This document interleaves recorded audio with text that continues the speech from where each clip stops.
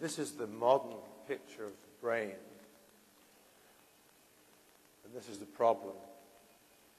In 1925, the philosopher Bertrand Russell wrote that physical and perceptual space have relations, but they are not identical. And failure to grasp the difference between them is a potent source of confusion, and that remains so today. I'd like to do a group experiment very briefly to try and demonstrate this. If you will all look at one of your fingers, you know that your finger is bombarded with electromagnetic radiation. You also know that some of this radiation bounces off the finger and gets focused on your retina. Now, the retina is particularly sensitive to the radiation between 400 and 700 nanometers, is what we call visible light. But the retina has another job. It's a transducer. The transducer converts energy from one form to another. So the electromagnetic energy is converted into a blizzard of nerve signals which go rushing down a million fibers of each optic nerve at 1/1,000,000th the speed that they approach the eyeball. And the next thing you know, your finger appears in your perceptual space. You're the percipient, the finger is the percept, and it appears to be stuck on the end of your arm. So we think, if we've been awake through this meeting, that most of the formulation of this percept occurred inside the skull. So is the percept inside the skull or outside the skull? And this is what Bertrand Russell was getting at. It's neither. Because to assign a location inside or outside of the skull is to confine the percept to 3D physical space. And the percept is in non-physical space. And it does not like to be confined to 3 dimensions. But is the percept real? Well, it's not an illusion, which is the confusion of the senses. It's not a hallucination. It's a real percept. Just like your real physical finger is real, except they're different. But they're private. And that's what makes them difficult to study. And so, as you've been listening about, we tend to have people who look at neural correlates or dynamical correlates or quantum correlates. I'm going to cover a little bit about dynamical correlates, and we're going to talk briefly about fractals, which underlie nonlinear dynamics, different dimensions, attractors, which causes folk a lot of confusion, and look at the emergence of consciousness from anesthesia during evolution, from sleep, and look briefly at Gestalt and multitasking, and also explain why we sometimes use very high sampling rates when we're measuring EEGs. You put a triangle on a triangle on a triangle, and you form a Koch snowflake. The triangles you add are self-similar. The snowflake, if you unwrap its perimeter, forms a Koch curve, which is too wiggly to be a one-dimensional line. It doesn't cover enough real estate to be 2 dimensions. So the dimension of that line is log 4 over log 3. It's 1.26. It's a fraction of a dimension. That's why it's called a fractal. Fractals appear throughout nature, and they also are very important in dynamics. They also occurred a long time before mathematicians were around. So here is a Koch curve in an ammonite shell, which was dug up as a fossil about 8 miles from where I live. This is a cone within a cone within a cone, a Romanesque cauliflower. Now, you say, well, why does nature need all those fractals? It is an incredible way of compactifying natural living objects. It means that by the way that the tubes spread out, for example, your bronchi, you can move massive amounts of air at a very, very low pressure. So they lend for very, very high efficiency. Neurons are fractal. These are Purkinje cells showing the fractal branching. Now here are two EEGs from the same subject. The red one is 100 milliseconds long, and it's the EEG of a burst of volition, when the person suddenly decided they want to hit the buzzer. The black one is the relaxed EEG of someone who's blindfold, and it's 1 second long. So the black one is 10 times as long as the red one in real life, but very similar. Now, I'd like to make a little bit of analogy here.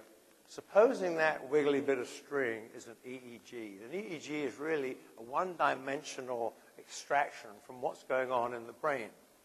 So what's the ball of twine doing there? That is the attractor. If you ask yourself, why is that bit of EEG there?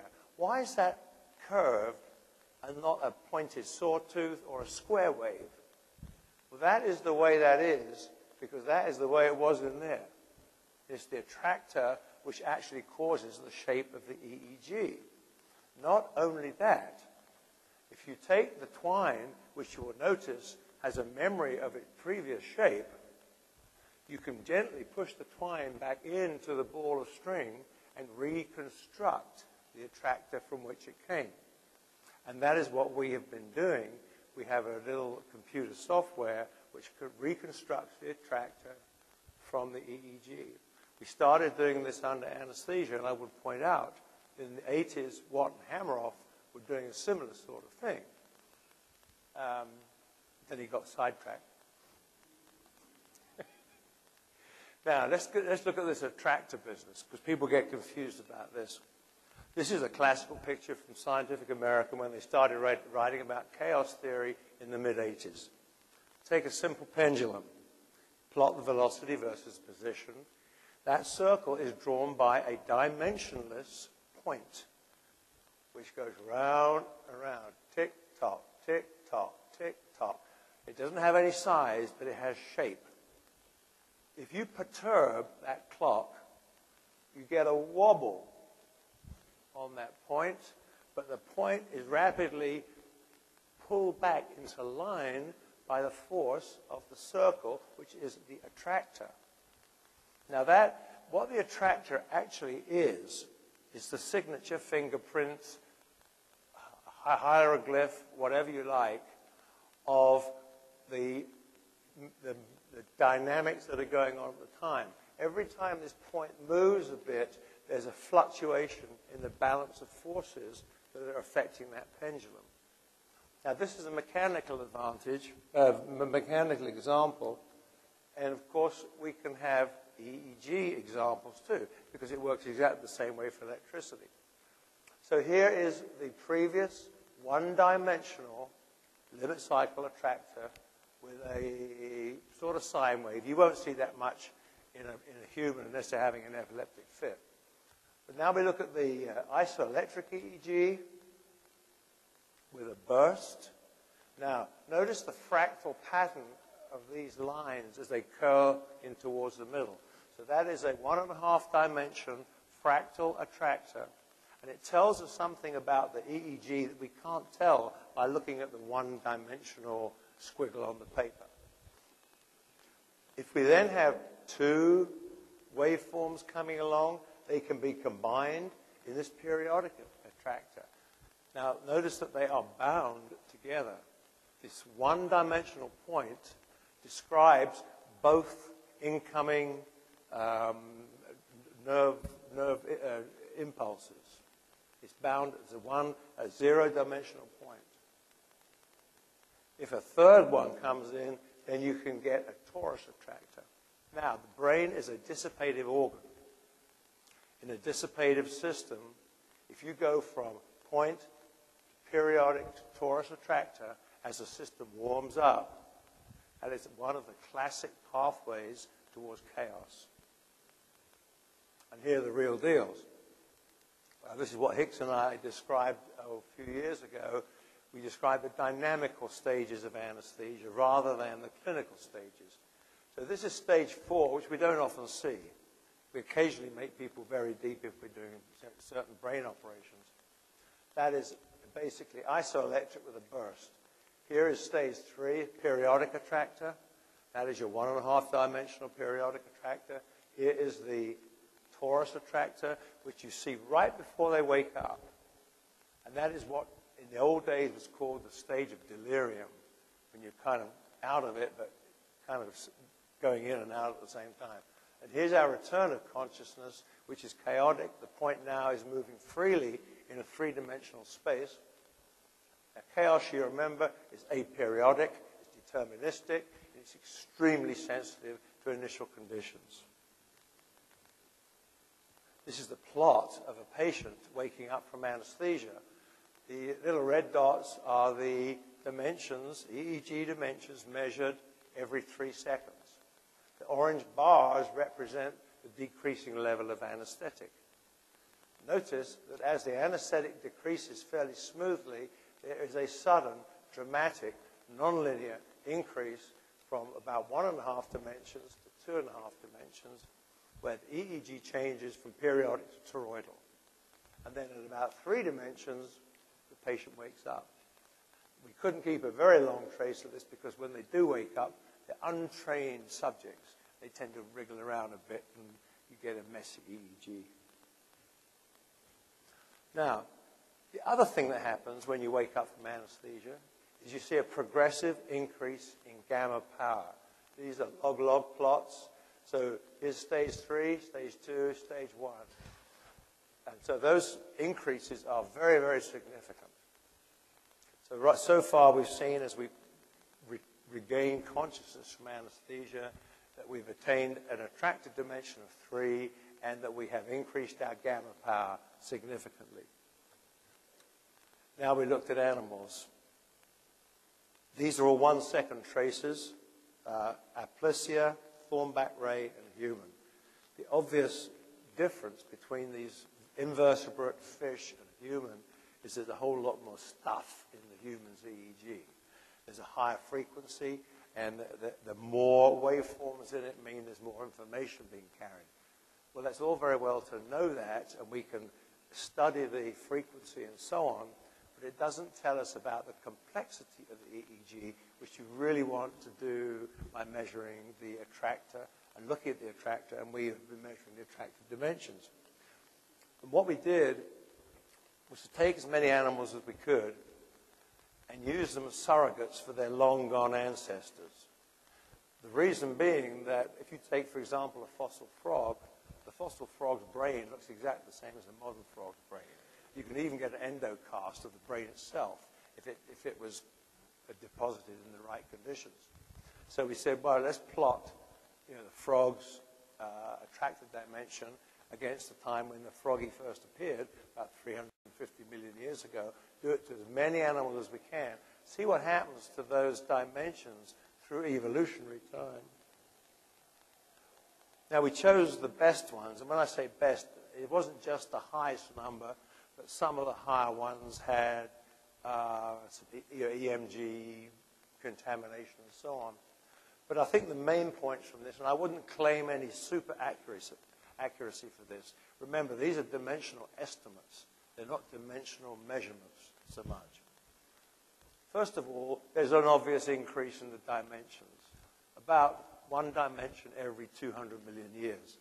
Second, the animals more or less retain their evolutionary ranking. Third, we were interested to see who cropped up at 3 dimensions, because that's when our patient woke up from anesthesia, and it looks like the amphibians. So we would say from this tentatively that it looks like the amphibians have enough neural processing power or enough neural complexity to have at least a froggy-type consciousness, maybe. We can say, but I think a little bit more certainly, and this is one of the few places that I would probably disagree with Stuart. There is a theorem in nonlinear dynamics called Poincaré-Bendixson theorem, and basically what it says, if you've got a really simple system, like the pendulum clock, and you've got a really low attractive dimension, like 1 and 1.5, that cannot possibly represent anything terribly complicated. So on those grounds, the most dynamical grounds, we would probably claim that the clam and downwards are probably not conscious. The fish are in a kind of limbo land. We wouldn't like to say yay or nay about them. And funnily enough, this actually has some practical implications. Because in England, for example, fox hunting has been banned because it's cruel. There is a move afoot to ban fishing, angling, on the grounds that it's cruel to the fish. And it's very interesting that fox hunting is enjoyed by people with a lot of money, and so that was banned. Fishing is enjoyed by a lot of people with very little money, as well as those with a lot, and that was not touched. So the politicians really know which side their toast is buttered. What we thought we'd also do was to look at all our results, not just the big ones. So we now have 290 readings from a whole collection of animals, and we see more or less the same thing, but we see this sort of drizzling effect all the way down to about 1. And what this tells us is that, look, okay, the animal's brain gets more complicated during evolution. The attractive dimension increases. What this tells me is, but he doesn't work in 5th gear the whole time. He doesn't work in 5 dimensions the whole time. Half the time, he just sort of ho-humming and looking at the ceiling and listening to a boring lecture or something, and maybe he's in 2.5 dimensions. So I think what this shows is the variability which has increased in evolutionary time. We tried to look a little bit at sleep, and funnily enough, this was one of the hardest things we did.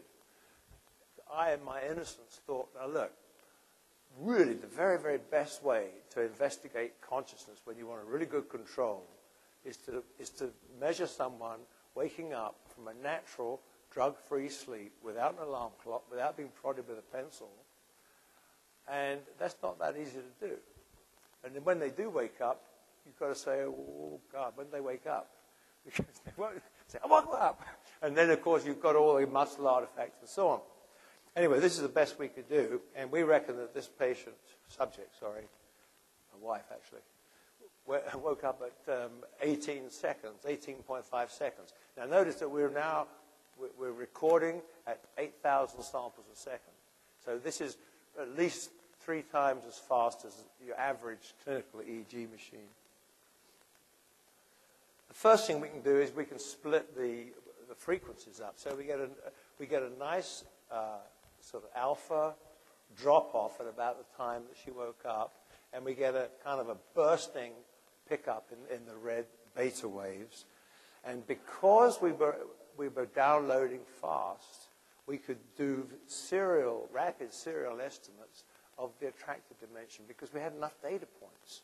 So we're measuring the attractive dimension now every 250 milliseconds, and there is an increase in the attractive dimension, but I would not call that significant, not statistically significant. I mean, it goes up a little bit, but nothing to get excited about. This is a bit more dramatic. The 3 seconds before waking up, there's this very strong alpha peak here, and the 3 seconds after waking up, the alpha peak is gone, and there's a little beta peak there. Now, I think what I would say is that we have the software to do very rapid EEG sampling. And I would love for someone else to do this properly, who has a proper sleep lab, EEG machines, or EEG technicians and all the rest of it. Because I think this is a very fertile area for research, which frankly I don't have the facilities for. Now, we did a couple of studies on multitasking. We took a subject and blindfolded her, just told her to sit there and relax, and then picked out some good bits of EEG and measured the correlation dimension. And what you can see is that the brain wanders around from about 2 to 4 dimensions as they think about different things. Take the blindfold off, dimension goes up by 1. Now we multitask her up here. We get her to tap a foot every half second. listen to very loud disco music, and read Plato's Republic, the bit about the cave. And now the brain becomes focused at this high dimension. And none of this is surprising. It's more or less exactly what we're expecting. We see the same sort of thing in multisensory studies. Now, multisensory studies, they kind of overlap multitasking a little bit. But in the black, we have, again, the blindfold subject, strong alpha, big drop-off in the gamma waves. Now, the subject reads the same Plato again, listens to the weather radio, which is like a continuous drone, smells acetone, and tastes citric acid crystals. So there's at least 4 incoming data streams.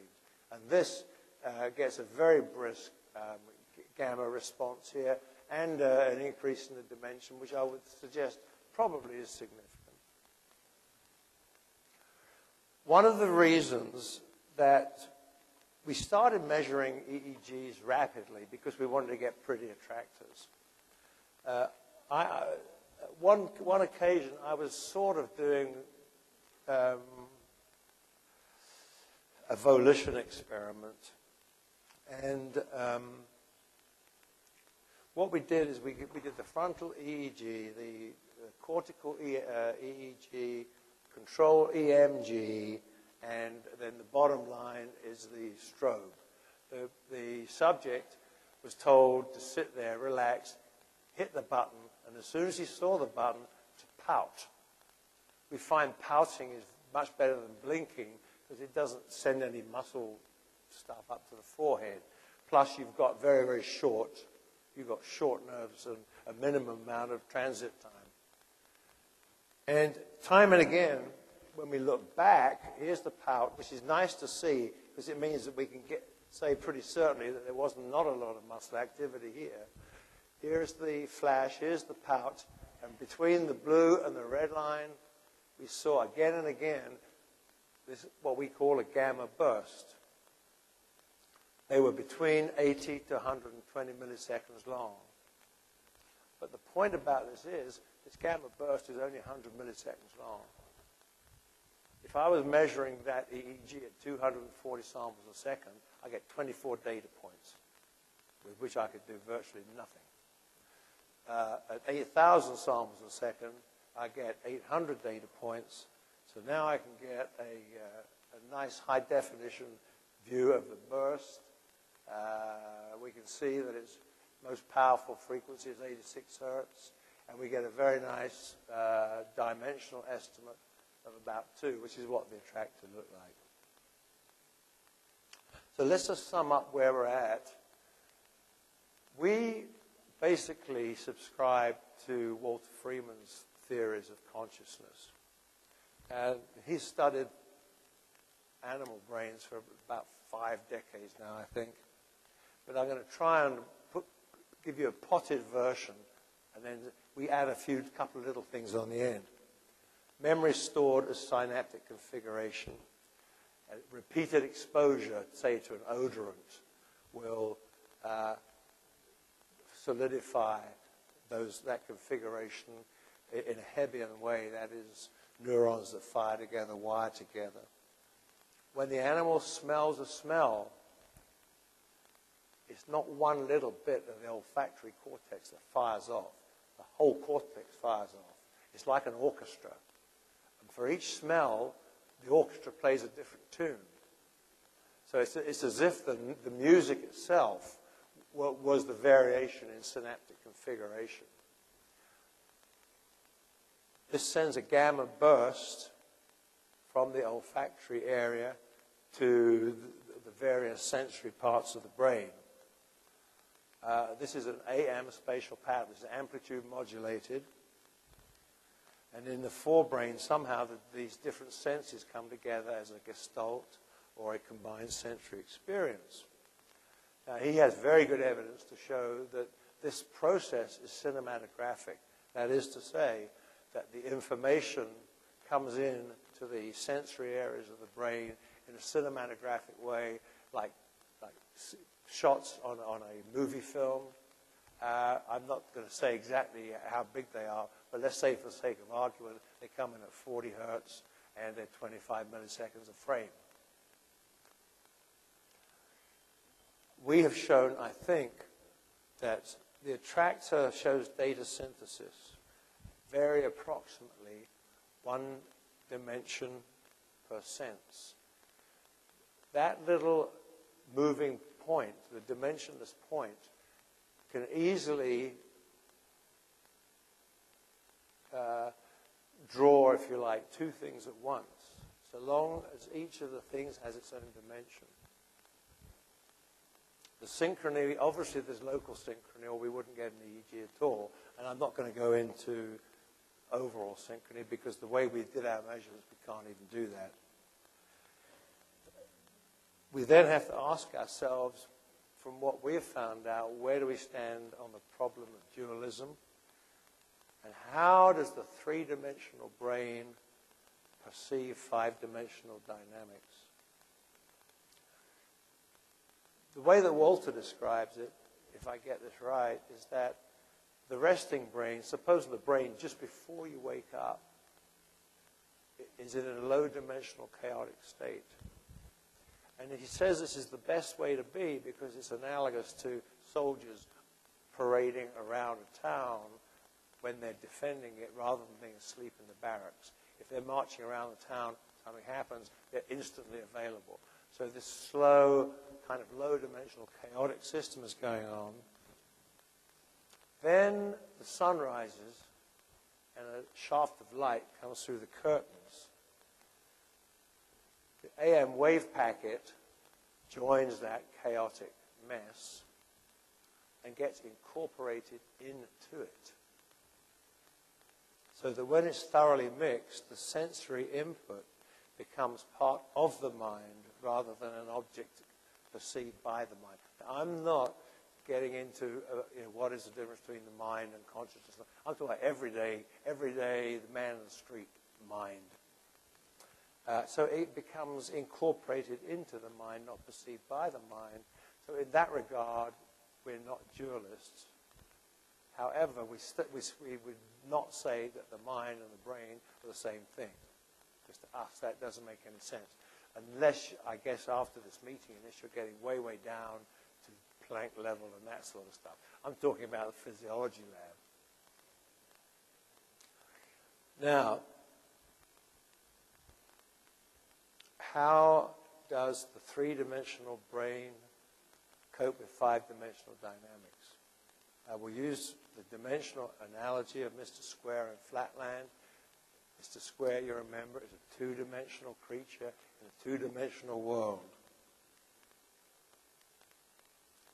A sphere comes to visit the perfect three-dimensional object. The square can't even see it. The square might see one point where the sphere touches Flatland. How is the dimensionally impaired square going to perceive a higher dimensional object than himself? If this sphere passes through the fabric of Flatland and leaves a hole, the square can see it. As the sphere passes through, the hole gets bigger and bigger, bigger, smaller, smaller, smaller. If the square can remember that first little round thing as the others are accumulating, and he can stack them together, then he can stack them together in a shape which resembles the original shape of the object. So he now has moved from being a dimensionally impaired shape to a shape who can perceive an object at a higher dimension than himself. And we call this the honey spoon principle because I use a honey spoon for the photograph. We wondered how big that honey spoon was. That is, how long that conscious moment was. So now we took full advantage of our software, and we were measuring now at 40,000 samples a second. And we had the subject doing mental arithmetic. Now, the brain is working very hard doing mental arithmetic, but we would not expect a very, very high dimension because it's focused on one job. If it were working hard and doing lots of different jobs, then you expect a higher dimension. So this is the frontal EEG of a subject subtracting 3s or whatever, 14s from 500 between 3 seconds and 3.5 seconds. And what we did was we said, okay, let's look at the first 25 milliseconds. Well, all you see is a couple of sine waves. And we know from experience that a couple of sine waves are going to give you a circle, and that dimension is going to be about 1. So they said, okay, well, let's keep adding. Let's go 0 to 25 milliseconds, 0 to 50 milliseconds, 0 to 100 milliseconds. Keep adding the data until the dimension flattens out. And at that point, we could maybe reasonably say, okay, well, it's taken that long for the dimension to the attractor to mature. Maybe that conscious moment is that long too. And this is what we found. This is the same EEG. And it levels out at around about 400 milliseconds. Notice it's not terribly high. It's about, just over 2. But this is highly focused brain work. Well, then we wondered, well, it took 400 milliseconds for someone who was concentrating to get that attractor. What about someone who's multitasking? Would that just take the curve way out here somewhere? Or would that elevate the whole curve up a notch or two? And it did that. The points are farther apart because we took an old trace and we weren't sampling so rapidly. So I would say, in summary, with our honey spoon theory, we think that successive frames of AM, or amplitude modulated, wave packets are added to the front of this thing about every 25 milliseconds. This thing is around about 400 milliseconds long, and then, of course, the tail end of it fades away like a comet. The signal just fades away after that time. So it's fading at the back. It's been continually refreshed at the front. And the honey spoon now provides a location for consciousness, although I haven't tried to say exactly where the real honey spoon is. It frees the percipient from the constraint imposed by the event horizon of 3D physical space. Now that gets neatly around all the arguments except the central argument. The attractors that we see are only a representation of the forces in action. So exactly what those forces are and where they are and at what level they are, we don't know. Thank you very much. I would like to know that these studies that you have done is also extended to the invertebrates like insects? I know what you're going to ask. How do you do an EEG on a crayfish? Yes. The only way we could get permission to do the animal studies, the hospital institutional review board wouldn't touch it with a 20-foot pole. They said, get out of here. You must be joking. So then, because I live on a farm, I got permission from our local county extension agent, which is a combined government and university job. And she said, yeah, you can do that, but you mustn't harm the animals, and then you've got to set them free afterwards. That's why we could not do the kind of EEGs that neuroscience and nature want, where you've got to put 6 animals in a cage, keep them at the right temperature, put burr holes in their head, and so on and so forth. In answer to the question, with an invertebrate, the brain goes around the pharynx. So you just pop a little soft probe into the mouth. The probe I used for crayfish was the floppy end of an arterial line wire. When you put a wire into an artery to put a catheter over it, the end's floppy, so you don't put it through the back wall of the... Should we also consider this as a parameter to study the evolution of consciousness? I don't see why not. I mean, I did it out of interest more than anything. I would warn you that quadrupeds are very, very difficult to do EEGs on because they got all this muscle on the top of their head that holds their head up.